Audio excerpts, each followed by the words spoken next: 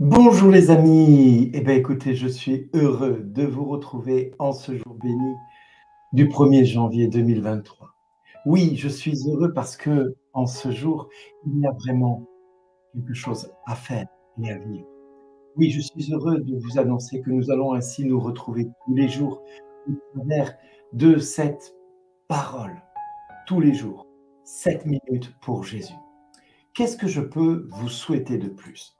Alors, si tous les vœux ne sont pas forcément bons de la part de la personne qui les donne, ils sont parfois aussi l'occasion quand même d'espérer un monde meilleur.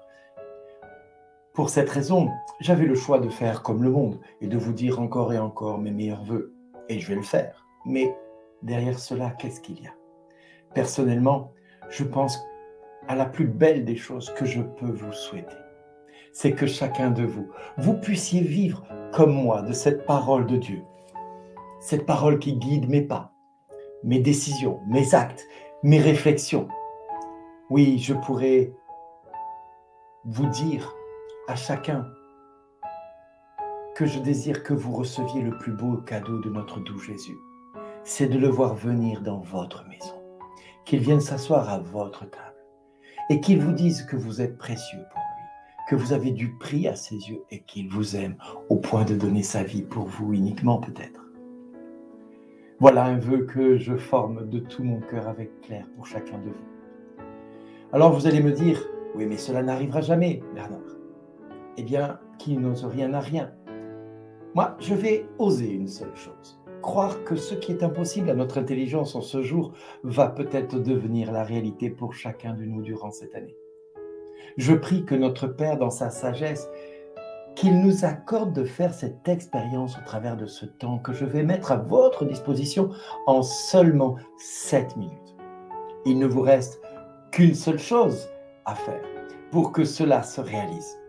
Eh bien, pour que ce miracle s'accomplisse. Car il s'agit bien là d'un miracle. La seule condition pour que celui-ci se réalise, c'est que vous preniez comme moi la décision de donner ces 7 minutes et pas une de plus à Jésus tous les jours durant cette année. Désormais, vous êtes la seule personne qui avait entre vos mains la puissance de voir ce miracle s'accomplir. Aujourd'hui, je vous propose de réfléchir à ce que cette année 2023 va devenir. Comme je le disais au début, nous avons la possibilité de souhaiter ou d'espérer de voir les choses changer. Pourtant, malgré toutes les bonnes résolutions que nous sommes tous amenés à prendre chaque année, rien ne change. Rien ne change la plupart du temps. Il y a quelques jours de cela, le monde a célébré pourtant une fête inoubliable dans l'histoire. Celle qu'une jeune femme humble a enfanté le roi des siècles. Plus qu'une promesse, il s'agit là d'un enfant qui va changer l'histoire de toute l'humanité.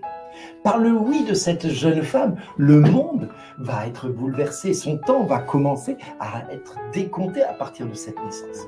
Entre les doutes pour certains, le questionnement pour les autres, la supercherie pour d'autres encore. Mais pour plus de 2,5 milliards d'habitants dans ce monde, c'est l'espérance que cette naissance a donnée. Cette jeune femme est devenue, bien malgré elle, l'objet de tous les regards, de tous les défis, de toutes les objections et de toutes les critiques possibles. Bref, une énigme à elle toute seule. Cette année 2023 apporte avec elle son lot de surprises. Surprises qui seront pour certains heureuses, pour d'autres un peu moins, voire tristes, voire douloureuses. La parole du Seigneur pourtant nous invite à fixer nos yeux sur le Christ. Alors serons-nous capables de vivre cette année en n'oubliant pas ce que Jésus a fait pour nous. Comme nous le rappelle le livre de Michée au chapitre 5, versets 1 à 4, il nous est dit qu'après un temps de délaissement viendra un jour où enfantera celle qui doit enfanter. Et il se dressera, il sera le berger d'Israël par la puissance du Seigneur, par la majesté du nom de son Dieu. Désormais, sa puissance s'étendra jusqu'aux extrémités de la terre. Et lui-même, il sera la paix. Alors Ephrata, toi qui vas voir sortir de ton sol celui qui doit gouverner Israël, c'est-à-dire aujourd'hui notre monde, si comme les Juifs, eux qui pensaient que la venue du Sauveur pouvait changer leur histoire parce qu'ils attendaient un libérateur, un sauveur. Le peuple, lui, attendait le Messie, celui qui allait prendre les choses en main. Et cela devait se faire par cette simple femme, modeste, humble.